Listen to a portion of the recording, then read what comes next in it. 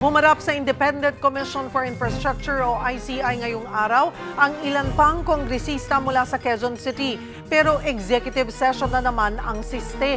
Para sa update, live na magbabalita si Mobile Journal Arles de los Santos. Arles, ano ang update dyan sa ICI?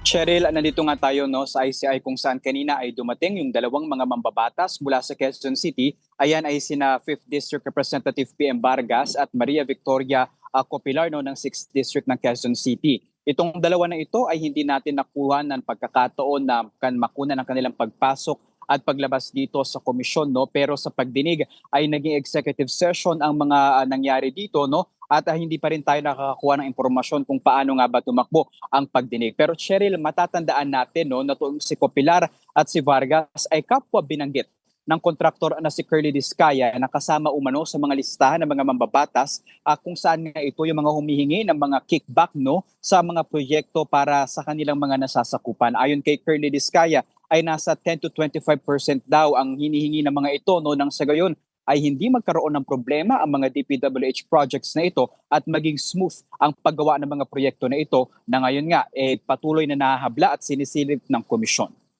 Sumulat kanina si House Majority Leader Sandro Marcos sa ICI. Ano ang laman ng liham at nabanggit din ba kung ano ang nag-udyok sa kanya na gawin ito?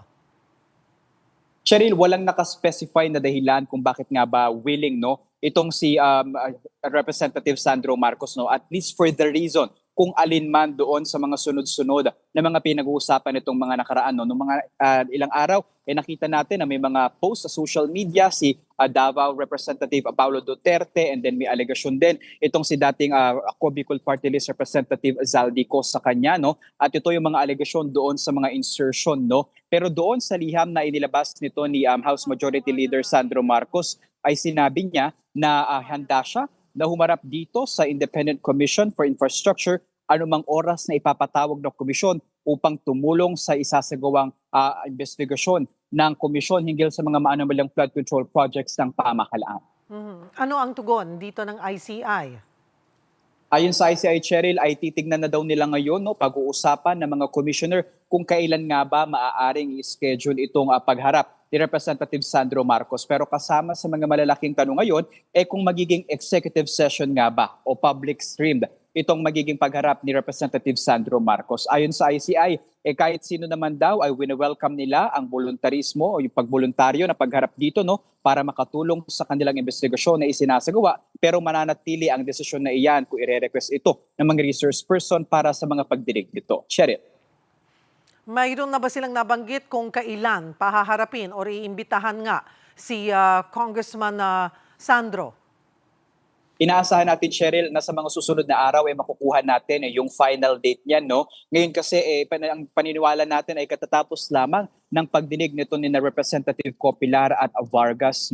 Nakakita na tayo ng ilang mga van na umalis, so we believe na ngayon pagkatapos ng kanilang pagdinig ay maaari pag-usapan na ito at malabas na ang schedule. Cheryl. Sino-sino pa ang inaasahang susunod na haharap sa ICI? Cheryl, dito nakikita nating pattern, I think so far maaari pa nating asahan yung ilang mga mambabatas pa na binanggit ng mga mag-asawang Sara Discaya doon sa kanilang ledger umano na tumatanggap ng mga flood control kickback. Pero sa ngayon mahirap na kumpirmahin kung kaparehas talaga na listahan. Actually kasi pating itong pagharap nila Copilar at ni Vargas hindi pa natin sigurado kung voluntaryo din ba sila na nag-request sa ICI, kagaya nila Atayde at ni Asisio na kasama din doon sa listahan ng mga Discaya. Maraming salamat, Mobile Journal Arles de los Santos.